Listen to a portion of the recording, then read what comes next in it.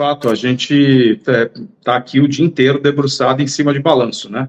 Essa é uma época de balanço aqui dos clubes, mas não só do futebol, de companhias abertas e de outras operações de maneira geral.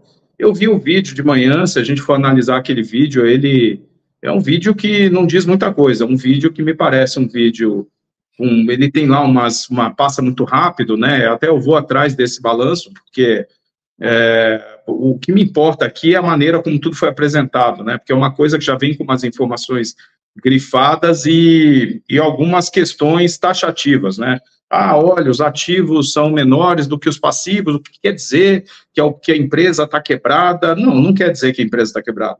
A rigor é o seguinte, ativo menor que passivo significa que o patrimônio líquido é negativo. O patrimônio líquido negativo não quer dizer que a empresa está quebrada. Veja, se for por essa lógica, dos 20 maiores clubes do Brasil, 12 estão quebrados, 12 têm patrimônio líquido negativo. Patrimônio líquido negativo faz sentido para uma empresa que tem prejuízos recorrentes, e nas próprias matérias que rolaram aí, o que é o patrimônio líquido negativo? São prejuízos ou lucros acumulados e o patrimônio da empresa em si. Isso é uma coisa contábil, Então, por exemplo, só para ilustrar, aqui no Brasil, por que muitos clubes têm patrimônio líquido negativo? Porque vários deles não corrigem os seus ativos para não ter uma discussão tributária em cima de ganhos de capital com a valorização do ativo, certo? Então, assim, há inúmeras particularidades quando se vê essa discussão. Eu vi ali que é grafado no comentário, ele fala, olha, caixa e equivalentes de caixa, aí está até grifado, o número muito baixo. Bom, uma conta de ativo é uma conta complexa. Ela tem caixas equivalentes, ela tem títulos a receber, ela tem depósitos judiciais, ela tem ativos intangíveis, imobilizados, investimentos, ela tem estoques. Na parte do passivo, tem inúmeras. Quando a gente apura o endividamento de uma empresa, por exemplo, a gente apura o endividamento líquido, que é a comparação entre o passivo circulante e o não circulante, com o ativo circulante e o não circulante, por exemplo. Esse é um jeito amplo de você medir o endividamento.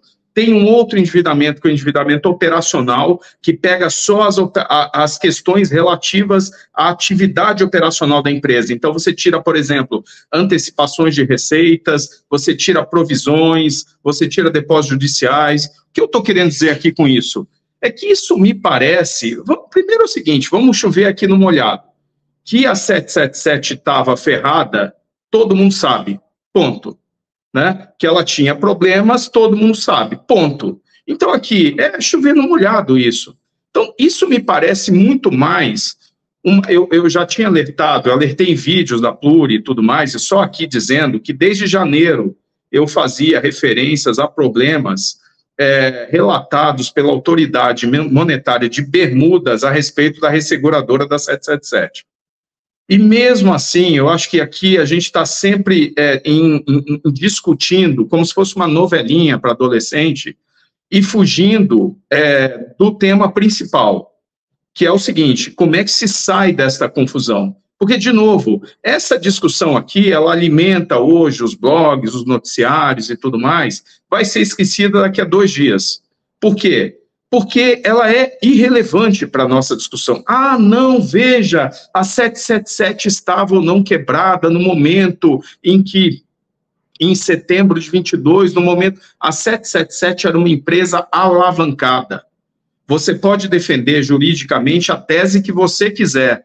O judiciário está aí para isso. Você defende a tua tese e a outra parte defende a sua tese. É disso que eu estou tratando. Você vai lembrar que quando eu vim aqui naquele dia, eu comentei para vocês o seguinte, Fábio, nós não estamos no início do fim do problema. Nós não estamos aqui com a decisão lá da cassação e tudo mais, nós não estamos resolvendo o problema do Vasco. Nós estamos iniciando o problema. Eu me lembro muito bem de ter dito isso. E isso está válido agora. Todas essas discussões, por exemplo, essa hoje do balanço da 777, tal, não sei o quê, fica todo mundo eufórico, e os comentários aqui e ali, muita gente que não entende nada de finanças, opinando, falando um monte de bobagem, isso foi um festival hoje o dia inteiro. Mas o ponto é o seguinte, qual é a relevância disso?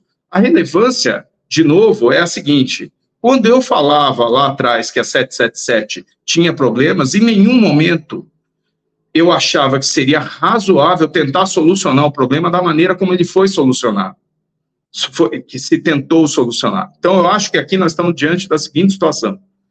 O associativo tentou resolver um problema, que era a 777, na cabeça dele era um negócio que ele tinha que resolver de qualquer maneira, e ele tentou resolver de uma maneira atrapalhada. Aqui você pode dar vários adjetivos conforme a interpretação de cada um. Vamos dizer assim, atrapalhada, que no final gerou, e eu já havia feito esse alerta, a pior solução, não é nem solução, porque nós não temos solução, gerou a pior situação para o Vasco. Por que é a pior situação do Vasco? Porque não tem comprador para o Vasco nesse momento. No momento em que se foi para esse litígio, e veja, essa novelinha que cada dia ficam gerando essas notícias, ela só mostra e ilustra para quem é do mercado o quão grave é a situação, porque ela mostra a complicação que vai ser resolver isso. Se vai se tentar resolver isso dizendo que a empresa estava quebrada, não sei o quê, a empresa tem advogado, a empresa vai contra-atacar, e nós vamos ficar aqui enxugando gelo para o resto da vida. Então, a situação é a seguinte, como é que se sai dessa confusão? Eu acho que o torcedor, ele tinha que pensar o seguinte, como nós vamos sair dessa situação? Porque, vamos lá, eu até estava comentando com você que eu gostei muito dessa definição que você deu, SAF associativa, inédita, né? Uma coisa surreal, né? Mas, de fato, na prática, eu não vou falar do ponto de vista jurídico e de direito, porque, de fato, a SAF está operando. Agora, a questão é a seguinte, de fato, quem está no comando hoje é a associação velha de guerra, aquela toda que... E aí é o seguinte, não há muito, contra fato não tem o que dizer, né? Não há argumento. Quer dizer, a associação do Vasco gerou o problema. O problema foi tentou se resolver o problema com a 777. E a associação voltou para a mesa de novo, criando mais um problema em cima do problema da 777. Ah, Fernando, como é que resolve isso? Porra, era simples. Cara, era simples. De novo, para quem está no mercado, eu tô usando simples de uma maneira ilustrativa, né? Por favor, não leve o pé da letra, né? Não é algo tão... Mas a questão é a seguinte, o problema estava endereçado com a situação do pagamento de setembro, pô. Pagou setembro, o que aconteceria? A 777 continuaria. Agora, se pagou, teria dinheiro, certo? Então, continua. Se não pagou, o Vasco pega o bônus de subscrição, põe na mesa, pega as ações de volta. E aí é o seguinte, a associação está no controle, numa operação limpa, sem discussão judicial real, né? Porque sempre pode se argumentar o que for, mas sem uma discussão jurídica, e numa discussão jurídica o Vasco vale muita grana. Hoje, ninguém compra esse negócio. Porque isso aqui é o seguinte, é briga judicial.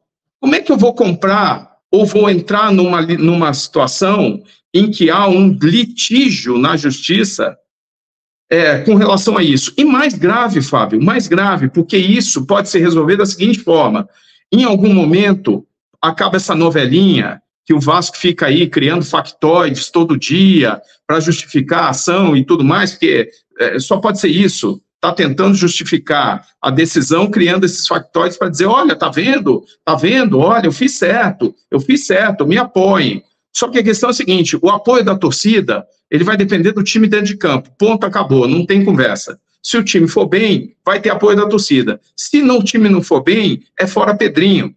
É isso que acontece, torcedor é binário, vai acontecer dessa maneira.